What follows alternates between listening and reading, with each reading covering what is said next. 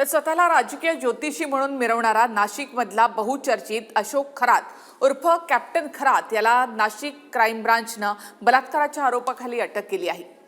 स्वतःकडे काहीतरी दैवी शक्ती असल्याचा खोटा दावा करून मंत्र तंत्र धार्मिक विधीच्या नावाखाली फिर्यादीच्या मनामध्ये विश्वास संपादन करून त्याने ऑफिसमध्ये बोलावून गुंगीकारक पदार्थ खायला दिला आणि अत्याचार केल्याचा आरोप एका महिलेने केलाय।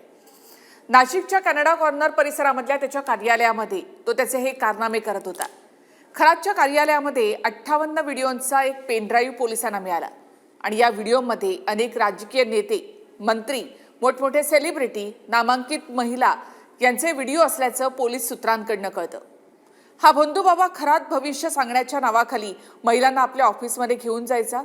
या भोंदूबाबाने आपल्याच ऑफिसमध्ये सीसीटीव्ही लावलेले होते आणि हे सगळे व्हिडिओ अत्यंत विकृत, किळसवाणे असे आहेत। हे व्हिडिओ ब्लॅकमेल करण्यासाठी सुद्धा वापरले गेल्याचा संशय आहे। राजकीय नेते, मंत्री तसेच मोठमोठे सेलिब्रिटी, नामांकित महिला त्यामुळे अडचणीत येऊ शकतात। महिला आयोगाच्या अध्यक्ष रुपाली चाकणकर खरातचे पाय धुतानाचा आणि खरातवर छत्री पकडल्याचा एक फोटो सुषमा अंधारे यांनी ट्विट केलाय।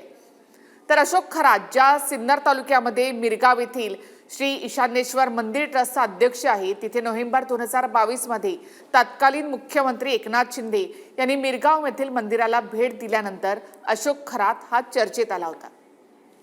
आश्चर्य वाटतं, मोठमोठे लोक यामध्ये कसे फसतात? अशा भोंदूंकडे जाण्यापूर्वी त्याची माहिती घेणं त्यांना गरजेचं वाटत नाही का? अगदी आंधळेपणानं कसा विश्वास ठेवला जातो? लैंगिक अत्याचाराच्या आरोपाखाली तुरुंगवारी केलेले हा काही एकच बाबा नाहीये।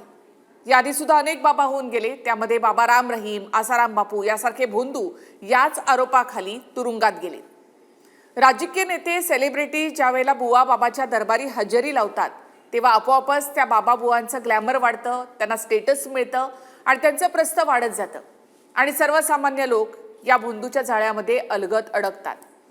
आता त्या 58 व्हिडिओमुळे कोण कोण अडचणीमध्ये येतं, कोण त्याच्या जाळ्यामध्ये अडकलेलं आहे हे समोर येईलच। मात्र भविष्यात तरी अशा भोंदूंना थारा देऊ नये ही किमान अपेक्षा असेल।